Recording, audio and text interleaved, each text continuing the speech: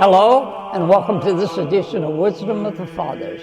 The Catholic faith is one of rich intellectual tradition, stretching back all the way to the time of Christ.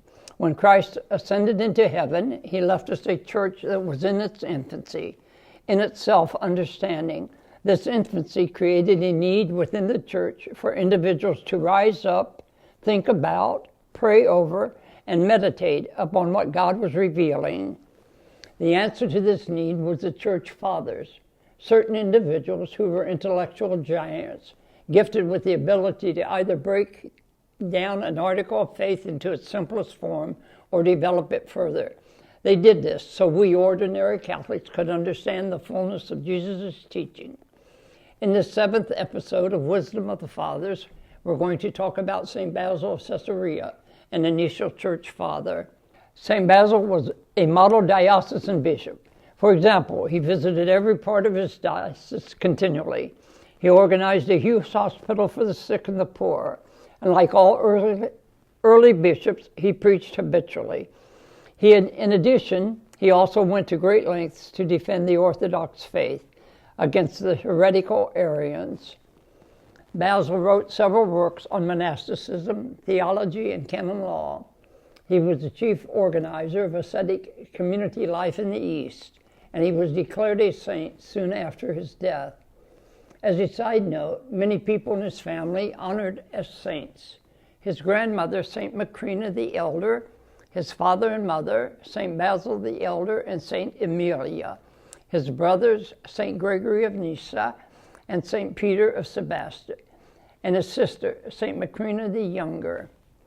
Basil is principally responsible for our current and correct understanding of the Trinity and the Incarnation. Furthermore, he is known as one of the 3 Cappadocian Fathers and as one of the 3 holy hierarchs. In the West, he is reckoned with St. Gregory of Nazianzus, St. John Chrysostom, and St. Athanasius as one of the 4 Eastern Greek doctors of the Undivided Church. In case you didn't know, the 4 Latin Western doctors are St. Ambrose, St. Jerome, St. Augustine, and St. Gregory the Great. St. Basil of Caesarea was born to a wealthy family in 330 A.D. His father, St. Basil the Elder, was a famous orator. His mother, St. Emilia, was a homemaker. He was born in the central part of modern-day Turkey. Shortly after St. Basil was born, his family moved to a town near Caesarea. There, his father and grandmother educated him. In the course of his studies, he met St. Gregory of Nazianzus, who would become a lifetime friend. Together, Basil and Gregory went on to study in Constantinople. After they completed their studies, they moved to Athens. At 26, Basil left Athens to practice law and teach rhetoric. A year later, St. Basil's life changed when he encountered Eustathius of Sebaste, a charismatic bishop and ascetic. As a result of this newfound relationship, Basil abandoned his legal and teaching profession and devoted his life to God. After his conversion, St. Basil received baptism. He then left for Palestine, then Egypt, then Syria, finally settling in Mesopotamia to study ascetics and monasticism. Once his studies were completed, he turned his attention to the communal religious life and founded a monastic settlement on his family's estate at Anasia in Pontus. At 32, St. Meletius of Antioch, as bishop, ordained Basil a deacon. In 365, he was ordained a presbyter. Basil and Gregory Nazianzus spent the next 3 years combating the Arian heresy. During this time, the two friends entered a period of close fraternal cooperation as they participated in a great rhetorical contest of the Caesarean church. The two contested with a number of Arian theologians who were formidably well versed in rhetoric. In the subsequent public debates, Gregory and Basil emerged triumphant. This success confirmed for both Gregory and Basil that their futures lie in administration of the church. Basil next took on the functional administration of the Diocese of Caesarea. At 40, Basil was chosen to succeed the Bishop of Caesarea and was consequently consecrated bishop on June 14, 370.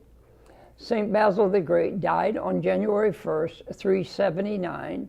He was said to be rather hot-blooded.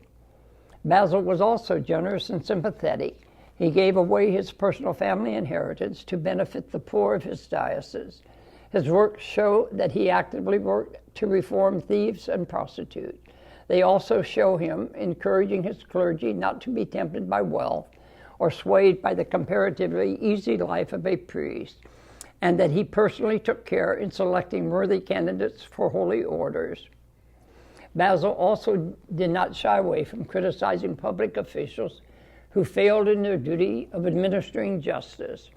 Furthermore, he built a large complex just outside Caesarea called the Basil, which included a poorhouse, hospice, and hospital, which was regarded at the time as one of the great wonders of the ancient world. Now that we have an understanding of who St. Basil of Caesarea was, let's take a look at what he had to say about the creation of the world and atheism. In the beginning, God created the heaven and the earth. Deceived by their inherent atheism, it appeared to them that nothing governed or ruled the universe, and that all was given up to chance. To guard us against this error, the writer on the creation, from the very first words, enlightens our understanding with the name of God. In the beginning, God created. What a glorious order! If then the world has a beginning, and if it has been created, inquire who gave it this beginning, and who was the Creator. Or rather, in the fear that human reasonings may make you wander from the truth, Moses has anticipated inquiry by engraving in our hearts, as a seal and a safeguard, the awful name of God. In the beginning God created. It is He, beneficent nature, goodness without measure, a worthy object of love for all beings endowed with reason, the beauty the most to be desired, the origin of all that exists, the source of life, intellectual light, impenetrable wisdom. It is He who, in the beginning, created heaven and earth.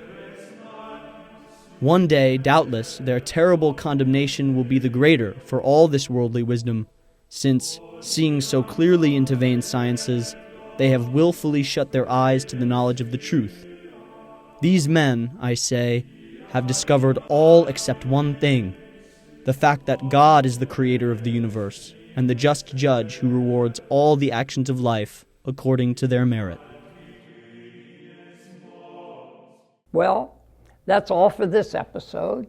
Thank you for tuning in to Wisdom of the Fathers, and make sure to catch us next time where we discuss our next church father, Barnabas, and what he had to say about the way of light and the way of darkness. I'm Russ Voris, Michael Voris's father. Thank you for tuning in, and God bless.